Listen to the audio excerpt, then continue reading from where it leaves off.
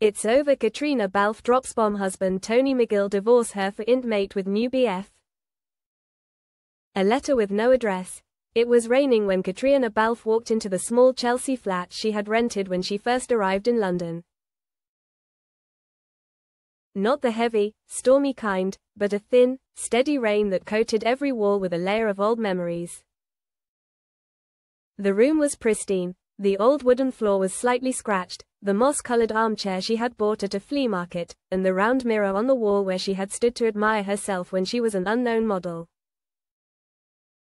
Now she was one of Europe's most famous actresses, internationally famous for her role as Claire Fraser in Outlander. But she had not come back here for the movies. Today she had come here to write a letter. A final letter. Tony, I'm sorry, that was the first line. She paused, her fingers trembling. How many times in her years of marriage to Tony McGill had she asked herself, who was she being true to? To him, or to the role she played? Tony was a good man. Artistic, gentle. He supported her career, walked with her on red carpets, listened patiently to her talk about scripts, characters, and her fears when the screen went dark. They had had some good years, a secret wedding in Somerset, evenings at the piano, even time spent together through the pandemic.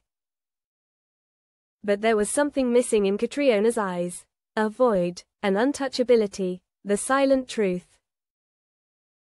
3 months ago, at a panel discussion at the Berlin Film Festival, Caitriona met Elena Marceau, a French independent director with short hair, eyes like winter skies, and a deep voice that smelled of cigarettes and cognac.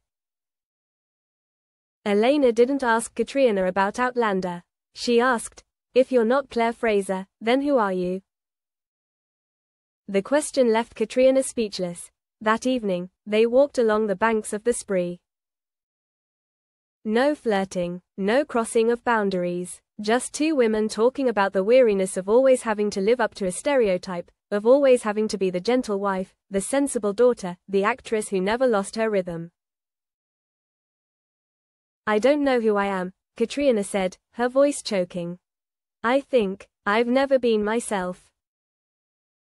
Elena just smiled, a smile that wasn't judgmental, that wasn't suggestive, that wasn't forced. That night, they sat on the terrace of an old hotel. Nothing happened, but in that moment, Caitriona realized, this silence was what she had been craving all her life. When hearts make no boundaries, a month later, they met again in Paris. Caitriona was attending a documentary premiere. Elena arrived. They drank wine. They talked about music. And this time, when their eyes met, neither of them looked away. There was no physical betrayal. But the feelings were gone, and that was what Tony sensed, even though he had never asked. He wasn't stupid. He was just too nice to hurt her first. The last conversation, a week ago, they sat across from each other in their kitchen in Dublin. Neither of them spoke for the first 5 minutes. Finally, Caitriona spoke. "I think I need to be real." "I know," Tony said. "I saw you glow when you texted that person. I don't know if it was a man or a woman. But it doesn't matter. A woman. I guess so." Silence. "I'm sorry, you don't need to apologize. You just need to be honest with yourself." Tony looked at her with sad but not spiteful eyes. "I just wish you hadn't waited until now." The letter without address. And that's why Caitriona was sitting here, in her old room, writing an unsent letter. She knew Tony didn't need to read it. He understood, but she needed to write, to close a chapter in her life. "I didn't leave you for someone else.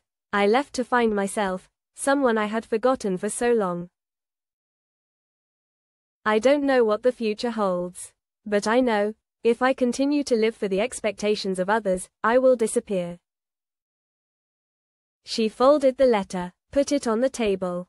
The wind from the window blew gently, carrying away a strand of hair, a sadness, and perhaps, a part of the past.